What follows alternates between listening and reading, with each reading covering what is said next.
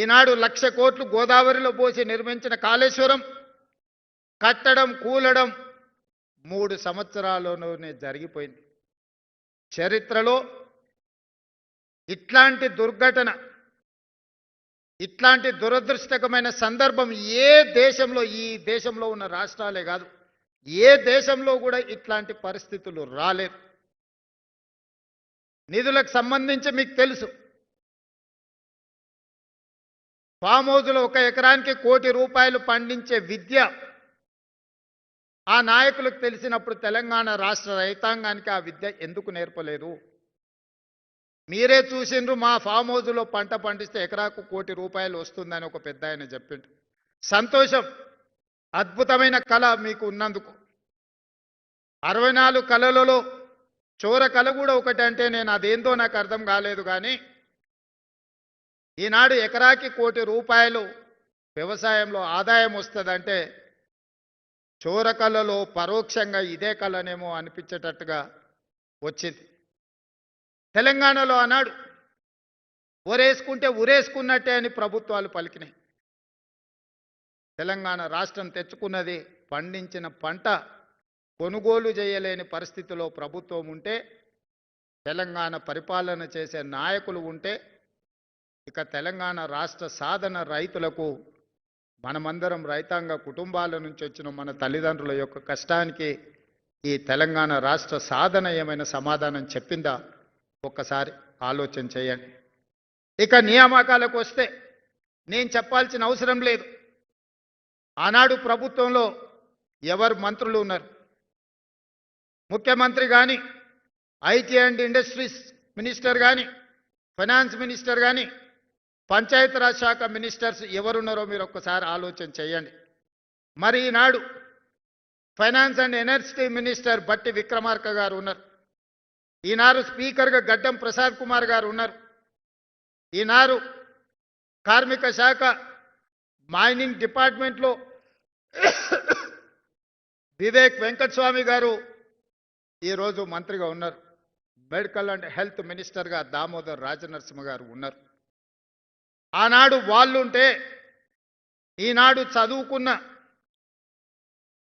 గ్రామీణ ప్రాంతాలలో దళిత వాడల్లో పెరిగిన బట్టి విక్రమార్క గారు, దామోదర్ రాజనరసింహ గారు, అడ్లూరి లక్ష్మణ్ గారు, వివేక్ వెంకటస్వామి గారు, గడ్డం ప్రసాద్ కుమార్ గారు, ఒక సీతక్క, ఒక కొండా సురేఖ ఈనాడు ప్రభుత్వంలో భాగస్వాములై ఒక విద్యార్థి నాయకుడిగా రాణించిన పొన్నం ప్రభాకర్ గారు ఈరోజు మంత్రిగా తెలంగాణ రాష్ట్ర సాధనలో పార్లమెంట్లో కొట్లాడిన పొన్నం ప్రభాకర్ గారు ఈనాడు ఈ ప్రభుత్వంలో ఉన్నారు. అందుకే ఆనాడు పార్లమెంట్లో ఓడిపోయిన, కరీంనగర్ పార్లమెంట్లో ఓడిపోయిన ఒక పెద్ద ఆయనకు ప్లానింగ్ కమిషన్ వైస్ చైర్మన్గా 100 రోజులు తిరక్కముందే ఆనాడు ప్రభుత్వం ఇచ్చింది. నిజామాబాద్ పార్లమెంట్లో ఓడిపోయిన కుటుంబ సభ్యులకు తక్షణమే ఎమ్మెల్సీ పదవిచ్చి వాళ్ళ కుటుంబంలో ఉన్న అన్ని ఖాళీలను భర్తీ చేసుకున్నారు. వయసున్న వాళ్లకు, అనుభవం ఉన్న వాళ్ళకు, అర్హత ఉన్నా అర్హత లేకపోయినా కుటుంబంలో ఏ ఒక్కరిని ఖాళీగా ఉంచకుండా ప్రభుత్వంలో ఉన్న అన్ని హోదాలలో వాళ్ళనే భర్తీ చేసుకున్నారు తప్ప 2015లో నోటిఫికేషన్ తర్వాత 2025 వరకు గ్రూప్ 2 నోటిఫికేషన్ల యొక్క భర్తీ జరగలేదు అని అంటే ఆనాటి ప్రభుత్వం యొక్క ప్రాధాన్యత ఏంది, ఈనాటి ఈ ప్రభుత్వం యొక్క ప్రాధాన్యత ఏంది? చదువుకున్న యువకులుగా మీరు ఆలోచన చేయండి అని చెప్పి మీకు సూచన చేస్తున్నా.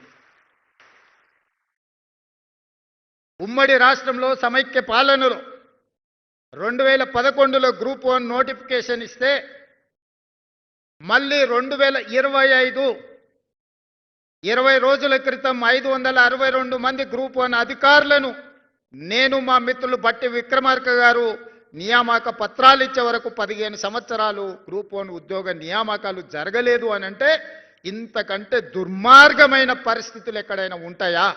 మీరు ఒక్కసారి ఆలోచన చేయండి.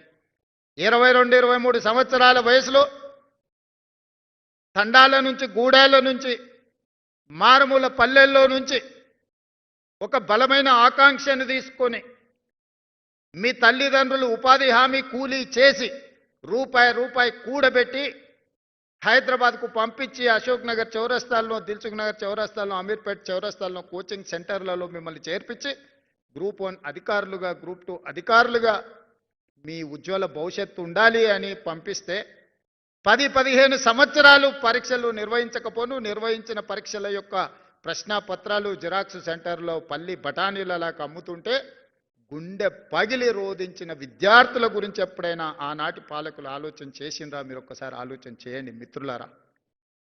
15 సంవత్సరాల సుదీర్ఘమైన గ్రూప్ 1 అధికారుల నియామకాలను ఈ ప్రభుత్వం 20 రోజుల క్రితం దసరా కంటే ముందు నియామక పత్రాలు ఇచ్చింది.